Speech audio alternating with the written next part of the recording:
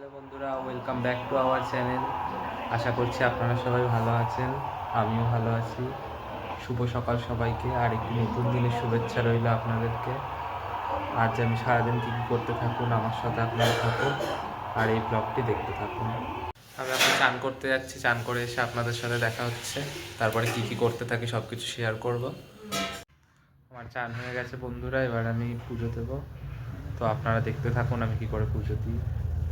সবার প্রথম আমি আমার আসন পেতে নিলাম, এবার আমি পুজো করতে বসবো। শুনেছি আসন ছাড়া নাকি পুজোতে বসতে নেই। এই আমার বাসন ধুয়ে রেখেছিলাম আমি চান করে। ঠাকুর আপনারা আমার সব ঠাকুর দেখতে থাকুন। এই যে সব বিগ্রহ রয়েছে, এই যে রাধা মাধবের বিগ্রহ, জগন্নাথ বলভদ্র সুভদ্রার বিগ্রহ, এই যে আমাদের নৃসিংহ মুরারির চিত্রপট, গৌরনিতাই, মা ভবতারিণী বড় মা রয়েছে, মা লক্ষ্মী রয়েছে পাশে। দেখতে থাকুন উপরে আমাদের এবছরের মা লক্ষ্মী। দেখতে থাকুন এই যে আমাদের সব ঠাকুরগুলি। এবার আমি সব ঠাকুরদের একে একে স্নান করিয়ে নেব। কিভাবে স্নান করায় আপনারা দেখতে থাকুন। ঠাকুরের স্নানের গামলায় জল নিয়ে নিলাম।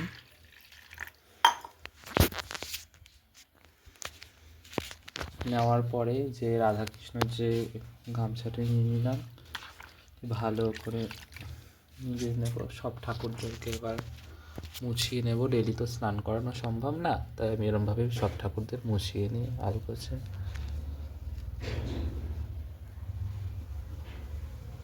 শ্রীকৃষ্ণকে মুছিয়ে নেব।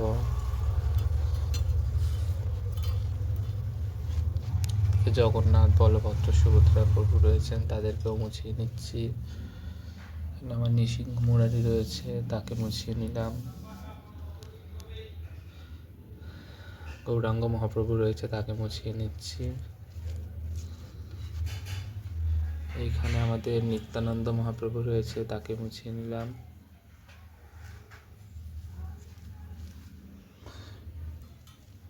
আমি প্রত্যাহ এরমভাবেই স্নান আদি করিয়ে থাকি, কেন এতগুলি বিগ্রহ ডেলি স্নান করানো সম্ভব না।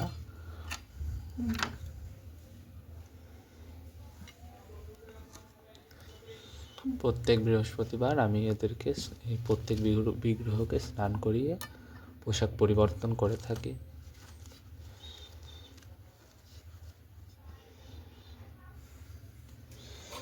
এবার মা কালী, তারপর মা লক্ষ্মী, এনাদেরকেও সুন্দর করে মুছিয়ে নেব। বড় মাকে মুছিয়ে নিচ্ছি।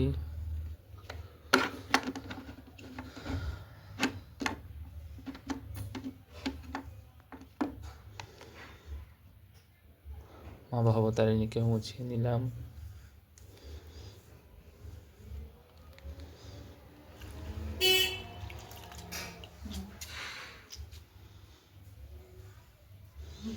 মা লক্ষ্মীকেও মুছিয়ে নিচ্ছি।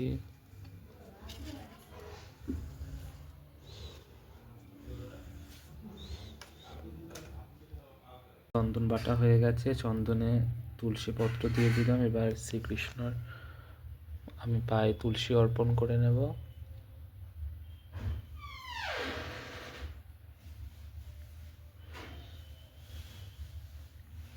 শ্রীকৃষ্ণের পদে তুলসী পাতা আমি অর্পণ করে দিলাম। আমি কেবল শ্রীকৃষ্ণের পদে তুলসী পত্র অর্পণ করি, যেহেতু এত তুলসী পাতা প্রত্যাহ জোগাড় করা সম্ভব নয়। রাধারানীর চরণে চন্দন সহযোগে একটি পদ্ম অর্পণ করে দিলাম। শ্রীকৃষ্ণের পায়েও একটি পদ্ম দিয়ে দিলাম। মা ভবতারিণীর পায়েও একটি পদ্ম অর্পণ করে দিলাম।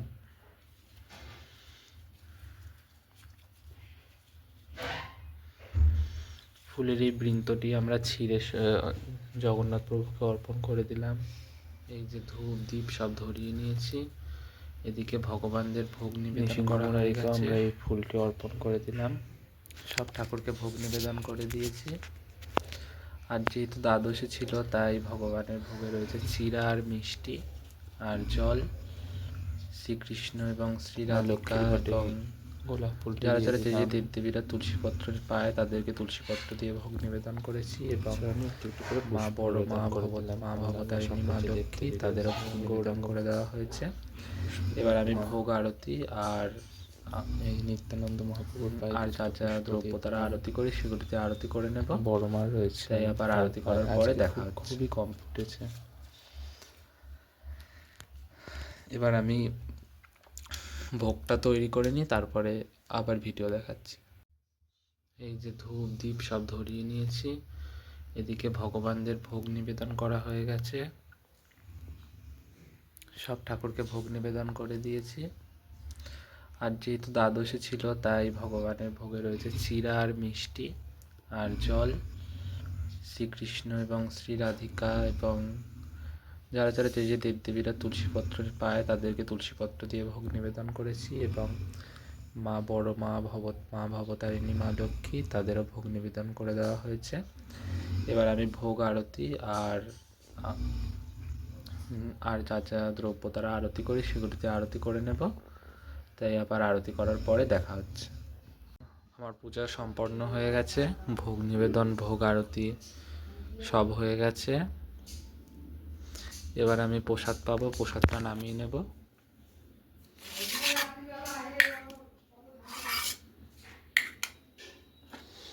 প্রসাদ নামিয়ে নিলাম, সবাইকে প্রসাদ দেব।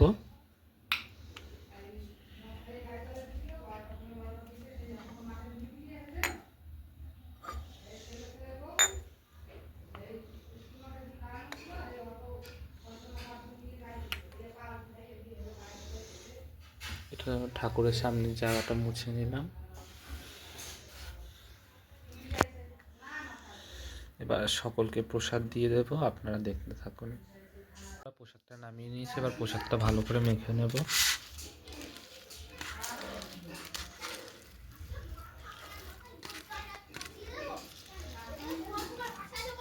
আমার মিষ্টিটা মাখতে থাকি, মাখার পরে আপনারা দেখতে থাকুন। আবার একটু পরে দেখা হচ্ছে। প্রসাদটা সবাইকে দেব, আমি পাবো, তারপরে দেখা হচ্ছে।